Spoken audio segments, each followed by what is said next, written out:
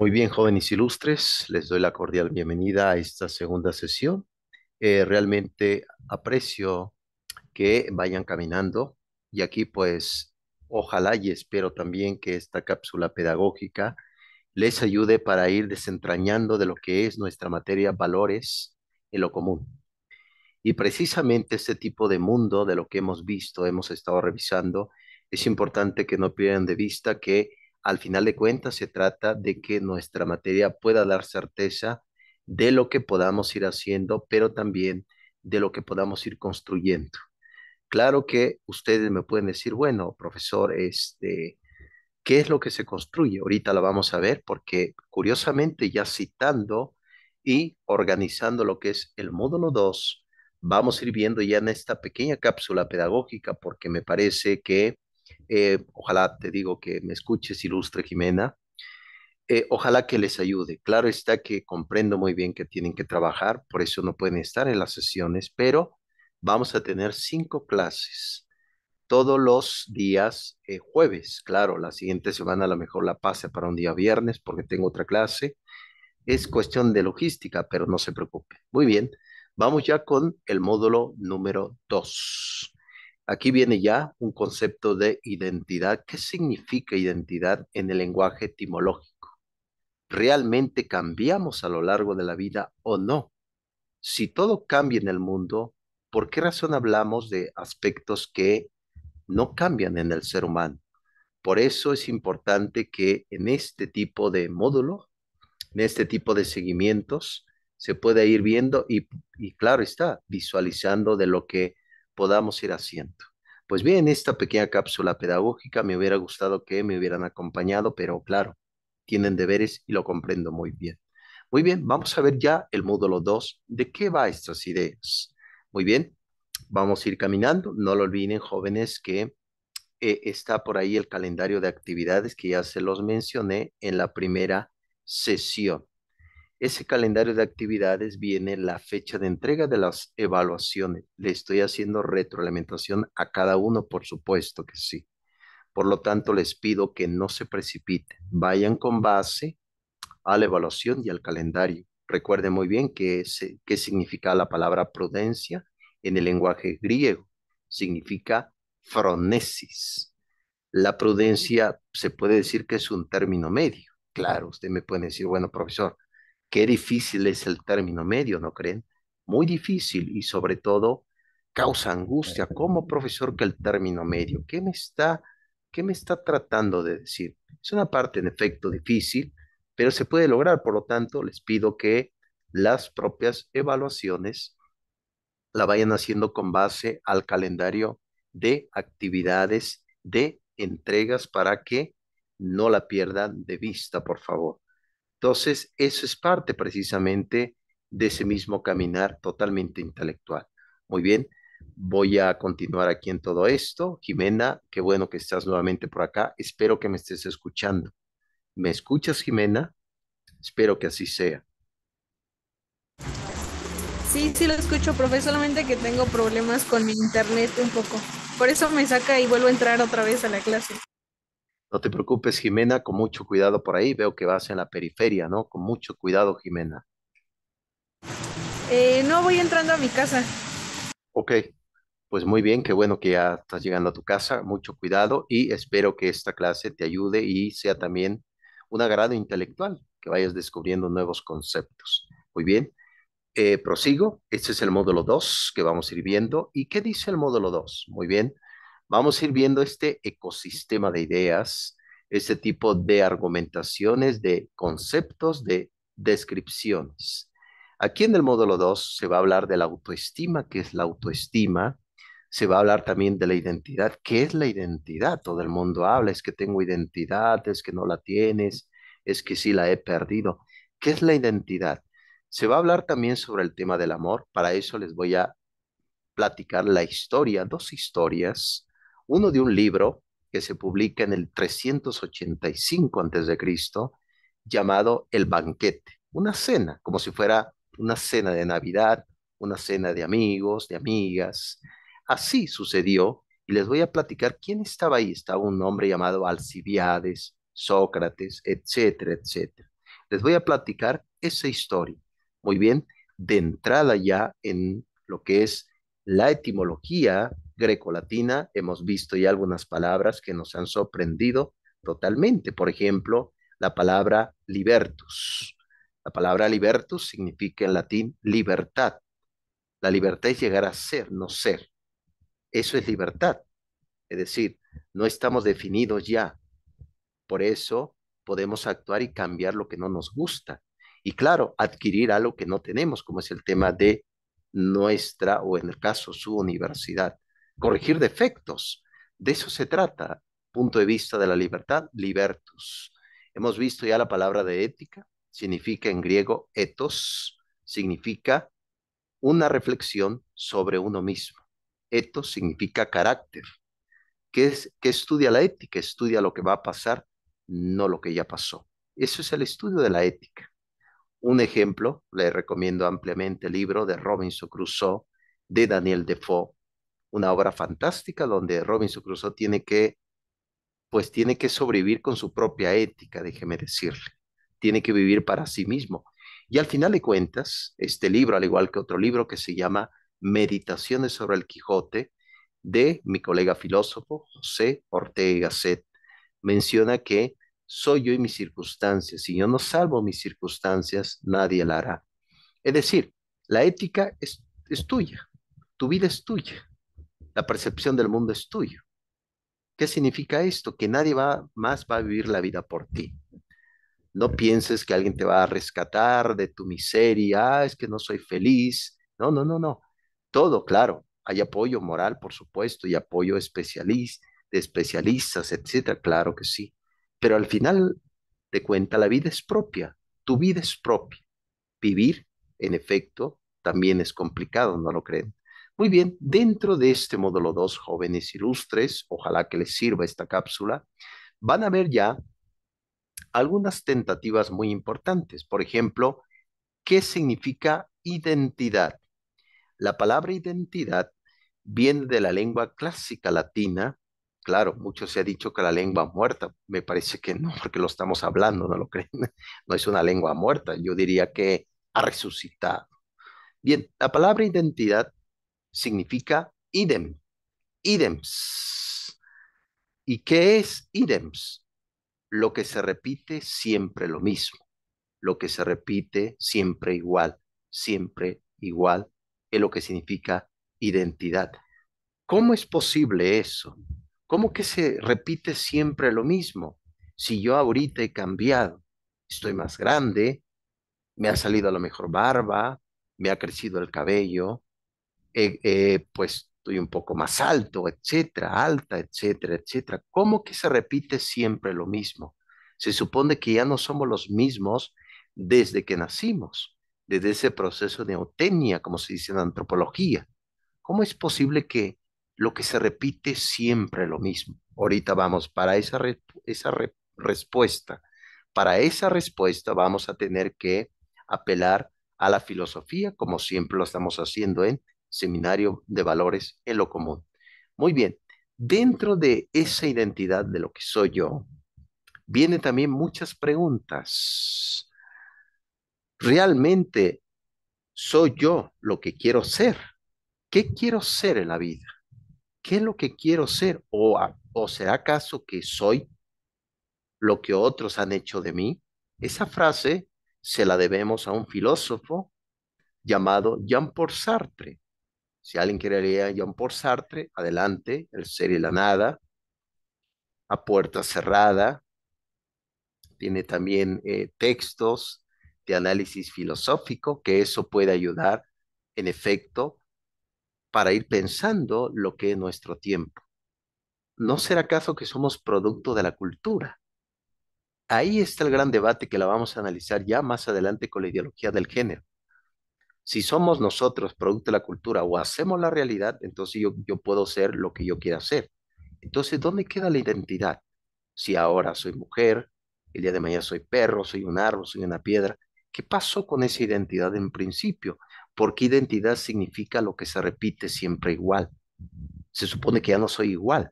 Esa es una de las grandes preguntas. Y claro, aquí vienen otras preguntas que reflexionen jóvenes. o soy lo que otros necesitan que yo sea? Pregúntense. A veces nuestro carácter, que es la ética, nuestras virtudes, virtus o viril, como se dice en latín, virtudes, ¿por qué han cambiado? ¿Acaso uno cambia porque otra persona quiere que uno sea así como la otra persona o uno es auténtico en realidad? Recuerden que la palabra authenticus significa en el lenguaje latino el que tiene dominio sobre sí mismo, el que se domina a sí mismo, el que se conquista. Pero ¿acaso nosotros no tenemos identidad? ¿Somos algo de alguien más? Este es un gran debate en temas de identidad, jóvenes. Y claro, viene la siguiente pregunta en este cuadro, en esta descripción, que es algo que no cambia nunca en nosotros. Eso es la identidad. Pero viene también una contraargumentación, algo dialéctico en un mundo que todo cambia. Realmente, ¿qué es lo que no cambia de nosotros mismos? Vean, todo está cambiando. Celulares, hablando de objetivismo, una plaza pública, un terreno, una escuela, todo como que está cambiando. Y en efecto, ese tipo de cambio, por supuesto, pues aparte de que nos puede dar cierta satisfacción tener un celular moderno, ¿no? Una computadora, un celular, pero también nos puede generar angustia. Recuerde que la palabra angustia significa en latín angosto, apretado. Las personas que están angustiadas están totalmente apretadas, ¿no? Imagínense, ¿qué me está apretando en mi vida? Por lo tanto, también nos genera incertidumbre y angustia, porque si todo va cambiando, pues no hay argumentos que duren tanto tiempo. No hay soluciones que te sirvan para el día de mañana. Por eso vivimos en una gran incertidumbre, porque vivimos totalmente un poco distraídos, pero además confundidos de nuestra propia identidad. Por eso esta gama de ideologías que existe en este tiempo, porque no plantean lo que estamos haciendo aquí en este valor hacia lo común desde el punto de vista filosófico, hacer el planteamiento de qué significa identidad, lo que se repite siempre lo mismo, lo que es lo mismo, yo. Ahora bien, ¿qué sentido tiene no cambiar? Realmente en mí hay algo que no cambie. Pero si por qué en el mundo todo cambia y por qué en mí no cambia algo, ¿qué significa eso? Vamos para allá con esa respuesta. Bien, y también aquí en el punto número 4, una persona es lo que es y no otra cosa. Fíjate que les voy a platicar. Por ahí hubo un pensador de una comunidad llamada Elea. Esta comunidad de Elea, bueno, era cerca de Italia, una pequeña isla. Ahí hubo varios pensadores. Uno de ellos se llamó Genófanes, fundó la escuela de Elea. Otro se llamó Parménides, fue el creador de la ontología, el ser. ¿Qué es el ser? Pues el ser concreto, tú, los amigos, la familia. Claro, puede haber un ser superior, ¿no? Un ser, una divinidad. Pero bueno, yo como filósofo me mantengo totalmente dentro de lo que es posible, la razón, por supuesto. Entonces, Parménides decía, lo que es, y lo que no es, no es. Como que vamos definiendo, ¿no lo creen? ¿Qué aspectos en uno no cambia? La respuesta es la esencia. A eso le llamamos identidad, la esencia. Un ejemplo, imagínense yo, nací hombre biológicamente. Claro, alguien puede decir, bueno, profesor, todo es con base a la mente, lo importante es la parte de la gnosis, del pensamiento, puedo hacer la realidad. Sí, pero en esencia soy hombre. Características, pulmones más grandes, huesos más fuertes, musculatura, todo eso es biología. A eso le llamamos esencia. Imagínese a más que diga, bueno, profesor, usted se va a poner un peluquín, se va a hacer un cambio de sexo, quiere comprar un disfraz para convertirse en un perro, etcétera, etcétera. Ejemplos duros, por supuesto, pero en esencia sigo siendo hombre. ¿Se dan cuenta la importancia de todo esto? Eso con lo que dijo Parménides. Por lo tanto, dice, bueno, profesor, ¿qué no cambia en nosotros? La esencia, hombre, mujer. Eso no cambia en nosotros. Lo que sí cambia se le llama accidentes. Para eso les voy a contar también otro pensador que nació en el siglo IV antes de Cristo. Este pensador fue calvo, de hecho le gustaba bañarse en aceite de oliva y luego ese aceite la metía en frascos y la vendía al público en general. ¿Tú le comprarías a este personaje aceite de oliva? Esa es la gran duda, por supuesto, claro está. Este hombre se llamó Aristóteles. Él era de Macedónico, era de Macedonia. Su padre se llamó Nicómaco, fue médico. Él estuvo en la corte de Amitas II. Cuando muere Amitas, sume el poder Filipo de Macedonia.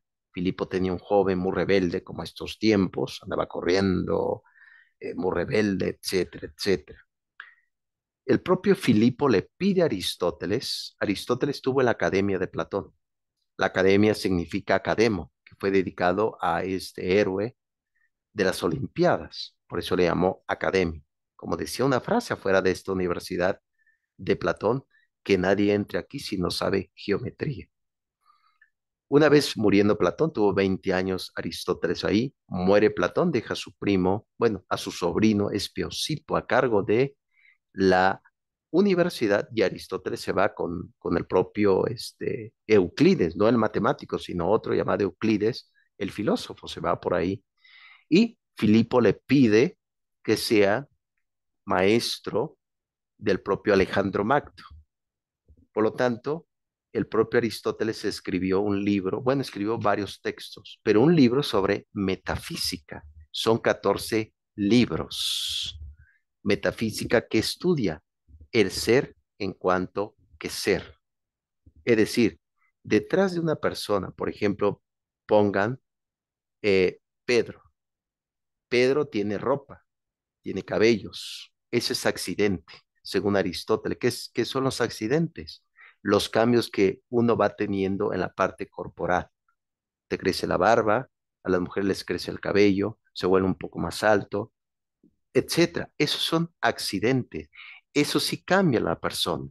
Por supuesto que sí, pero dentro de mí hay una esencia que nunca va a cambiar, ¿no? Entonces, eso es importante que no lo pierdan de vista. Ilustre el tema de la propia filosofía y la propia identidad. Idem, lo que se repite siempre lo mismo. No lo pierdan de vista, jóvenes ilustres. Eso es parte de ese tipo de comprensiones, descripciones y demás, ¿no? Realmente espero que sea pues necesaria y también óptima estos conceptos para cada uno que me puedan escuchar. Ojalá que así sea. Muy bien, eso es lo que comentó Aristóteles en sus 14 libros de metafísica, el concepto de esencia y accidente, o como comúnmente se le llama ilemorfismo. Esa palabra ilemorfismo significa materia y forma. Materia, forma, forma de hombre. Materia, pues, lo que tenemos biológicamente, ¿no? Eso es lo que significa identidad. La identidad es algo que se repite siempre, la esencia de uno mismo. Nunca dejaré de ser hombre, ¿no? Si alguien dice, bueno, profesor, ¿cómo? ¿Cómo? Sí, siempre seguiré siendo hombre. Y no es un determinismo, no. Es simplemente y llanamente naturaleza. Muy bien, jóvenes, voy avanzando para que vayamos ya caminando en esta pequeña cápsula pedagógica. Muy bien. Y también recuerden muy bien que les voy a contar por ahí una historia. Hubo un pensador que fue una fiesta, tenía ya 80 años, fue una fiesta, lo invitó uno de sus alumnos a una boda, estuvo tomando vino, regresa a su casa, este hombre no se casó, vivía solo, sin duda había algunas mascotitas por ahí, ¿no? Como el propio Diógenes, ¿no? El propio Antístenes que fundó el cinismo, ¿no? Este hombre se acostó a dormir y ya nunca despertó, murió. Este hombre se llamó Platón, comúnmente llamado, su verdadero nombre se llamó Aristócles. Platón es un sobrenombre que significa anchura, espaldas altas, bueno, espaldas anchas, perdón, y también era muy alto el propio Platón. Por eso se le llamó Platón, por supuesto que sí. Entonces, Platón toma la idea del poeta Orfeo del siglo octavo, en la época de la poesía, en la época de Homero, de Siodo. Toma del poeta Orfeo el concepto de que el hombre ha vivido otras culpas en el pasado. Por lo tanto, está viviendo actualmente en un cuerpo que no es suyo. El cuerpo es la cárcel. Por lo tanto, el cuerpo es culpable de mis pasiones, de mis apetitos, de mis deseos inconfesables, etcétera, etcétera. Lo toma Platón y lleva a cabo precisamente su teoría filosófica de el mundo de las ideas. ¿Por qué menciono esto en Valores en lo Común? Porque al parecer hay dos posturas encontradas en este mundo contemporáneo. Por un lado tenemos el hedonismo, ¿se acuerdan que lo revisamos? Uno de los representantes del hedonismo, mal interpretado, por cierto, que ahorita lo vamos a ver, se llamó Epicuro. Epicuro decía que si en tu vida no hay perturbaciones, eres feliz, decía Epicuro.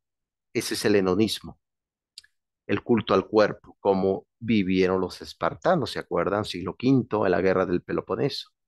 Cultivaban solamente el cuerpo. ¿Cuántos gimnasios no está lleno de personas que ustedes me pueden decir, bueno, profesor, pero se supone que el ejercicio es bueno? Por supuesto, yo hago ejercicio. Salgo a nadar con mi esposo, salimos a nadar. Pero caer en el exceso de nada más cultivar el cuerpo y dentro de ti hay como si fuera una carreta vieja. ¿Por qué la carreta vieja hace tanto ruido? Porque está vacía, porque no está llena. Vea, hay una carreta que va llena. ¿Por qué razón no hace ruido la carreta que va llena? Porque lleva contenido. Una carreta vacía hace tanto ruido porque está vacía. Por eso en ese mundo hedonista vemos, como mencioné en su momento, el mundo espartano, siglo V antes de Cristo, en la guerra del Peloponeso, y por otro lado también vemos este tipo de Epicuro que funda una universidad llamada el Quepos, el Jardín, en el siglo III antes de Cristo. Y por otro lado vemos una corriente que se va a llamar agnosticismo. Claro, he tenido adversarios que me han dicho, ¿cómo es posible? El agnosticismo no es eso. Pues claro que sí, el agnosticismo surge a través de que lo importante es la razón. Eso es idea platónica y no lo importante no es la materia. Por eso, en Valores en lo Común, jóvenes, se trata de que exista una integración entre lo que es el cuerpo y lo que es el alma. ¿De qué sirve tener grandes músculos si en tu propia interioridad no hay moralidad, no hay ética, no hay virtudes, no hay un bosquejo de felicidad o de la misma libertad? Te ves esclavizado en ese tipo de incertidumbre de la propia nada. Por lo tanto, recuerden esto, el cuerpo no es cárcel del alma. El cuerpo es nuestro límite para existir. Sin el cuerpo no hay existencia. Eso es importante y por lo tanto, si el cuerpo no existe, no hay posibilidad ni un valor, es en lo común, no hay posibilidad de llevar a cabo lo que hemos estado haciendo, el amor a la sabiduría. Tratamos de hacer precisamente en esta gran búsqueda del propio conocimiento. Recuerden esto, el cuerpo es la cárcel del alma, agnosticismo y hedonismo, dos posturas encontradas, ¿no? Yo creo que un término medio, hay que hacer ejercicio, por supuesto, pero también cultivar el espíritu. Eso es la diapositiva del día de hoy, jóvenes ilustres. Muy bien, prosigo. Y también, claro está, recuerden muy bien que existió, también les voy a contar por ahí una historia, un hombre que le llamaban el oscuro. No es que se vistiera de oscuro, no. No, le llamaban el oscuro. Este hombre vivió en Éfeso, siglo V antes de Cristo. Escribió un libro llamado Ensayos sobre la naturaleza. Él decía que todo proviene del fuego y él decía, en efecto, que no podemos bañarnos dos veces en el mismo río. No es que te metas a un río, ¿no? Y digo, bueno, no me puedo bañar. Él se refiere que todo está cambiando y ya no somos los mismos. A Heráclito se le puede apreciar mucho porque lo que queremos y pretendemos es que cambie los vicios, es decir, que ya no estén en nuestra vida. ¿Por qué cambiar las cosas buenas? ¿Por qué no cambiar las cosas malas? A eso se refiere Heráclito. A eso se refiere el propio Heráclito. No podemos bañarnos dos veces en el mismo río. ¿Por qué? Porque ya no somos los mismos. Claro, Heráclito decía que la certeza que tenemos, la única certeza que poseemos en este momento, es que las cosas van cambiando. Todo está cambiando, todo está fluyendo. Panta rey, como se dice en griego, todo fluye, todo cambia, todo está cambiando. Pero sabemos ahora que hay algo en nosotros que no cambia, la esencia. Vean, observen bien lo que comenta, la propia esencia. Muy bien, jóvenes, ya también para ir terminando esta pequeña cápsula pedagógica, recuerden muy bien que en el 583, bueno, en el siglo sexto estuvo el propio Boecio, etcétera, etcétera, pero en el 385 antes de Cristo hubo por ahí un libro llamado El Banquete, una cena. Estuvo ahí Alcibiades, Sócrates, y se habló en ese libro llamado El Banquete sobre el amor. Es decir, para los griegos, el amor es algo que no se tiene. El amor es algo que se busca. Por eso, cuando hablamos amor a la sabiduría, es una búsqueda a veces no latente, es una búsqueda a veces pues triste, porque es algo que no se tiene aún. Para los griegos el amor es una carencia, es algo que no se tiene. Y citando a Sócrates en el banquete, amamos lo que nos falta, amamos lo que nos falta. Y cuando lo tenemos, lo quisiéramos para siempre. Dígame si no, para los griegos, el amor siempre será un faltante en nuestra vida. ¿Qué opinan ustedes? ¿Realmente el amor es un faltante? ¿Realmente nos amamos a nosotros antes de amar a los demás? ¿Acaso habrá personas que compran amor? ¿Por qué el amor tiene tanta demanda en este tiempo? ¿Qué significa que no te amen? Todas esas son preguntas que es importante que no lo pierdan de vista. El amor nos hace feliz. Podemos vivir sin amor. Recuerden que comentó Epicuro del hedonismo. La felicidad se logra alcanzando una vida sin perturbación. Podemos amar, estar perturbados. Todo eso es sin fin de circunstancias, jóvenes, que es importante que no la pierdan de vista. El amor es una propiedad, el amado es un objeto. Parece que cuando alguien está en una relación, quisiera que esa persona fuera nada más para ti, ¿no? ¿Qué pasa con esta separación de este tiempo? En primer lugar, no lo olviden, el amoris, como se dice en latín, para los griegos, en efecto, era una carencia, pero también un dolor. Esta historia de Urano y Gea, la diosa de la tierra, Urano, que pertenecía al dios de los cielos, eran los primeros dioses que empezaron a procrear la vida. Todo el día estaban procreando y Gea llegó un momento que se aburrió de eso, de ese maltrato de su esposo, de Urano. Le pide a uno de sus hijos, llamado Cronos, que tiene que ver con el tiempo, que haga algo, porque su padre seguía teniendo relaciones, teniendo hijos, etcétera, etcétera. Cronos, ¿qué hace? Toma una espada en forma de serpiente y en ese acto que estaban sus padres, le corta los testículos a su padre Urano, esos testículos ensangrentados con esperma, cae al mar y realiza precisamente un gran revuelo las olas y desde ahí, de ese tormento, sale la diosa Afrodita. Por eso para los griegos, desde el banquete de Platón, desde este mito griego, el amor es una carencia y el amor causa dolor. Es lo que dicen aquí en este gran mito de Urano, Gea y Cronos. Increíble, ¿no lo creen, jóvenes? Por eso precisamente en el banquete viene el dramaturgo llamado Alcibiades, donde cuenta la siguiente historia. Dice que en el tiempo el ser humano era uno solo, estaba fusionada con la mujer.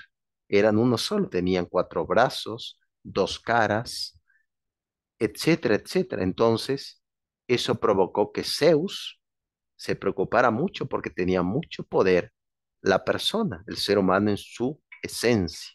Entonces, ¿qué hace? Dividió a este ser en 2 partes. Lo dividió hombre y mujer. Por eso cuando uno anda buscando el amor, está buscando su otra mitad. De ahí viene esa historia del propio Alcibiades y su descripción sobre qué es el amor. ¿Qué es el amor para Alcibiades? La media naranja. Pregúntense, ¿realmente es verdad? ¿Habrá alguien que nos pueda complementar nuestra vida? Qué curioso, ¿no lo creen? Muy curioso. Muy bien, ya para terminar, jóvenes, recuerden muy bien que la parte de la autoestima es algo que no lo da nadie. Es decir, ni el vecino, ni tus amigos te van a dar la autoestima. La autoestima, ¿cómo se trabaja? Desde tú mismo, desde tu autos, como se dice. Es decir, valorar. ¿Por qué? Eso no lo pierdan de vista. ¿Tendré autoestima el día que me compre un auto? ¿Tendré autoestima el día que termine la carrera? No, la autoestima ya la tengo. Claro, se alimenta con significados de la vida.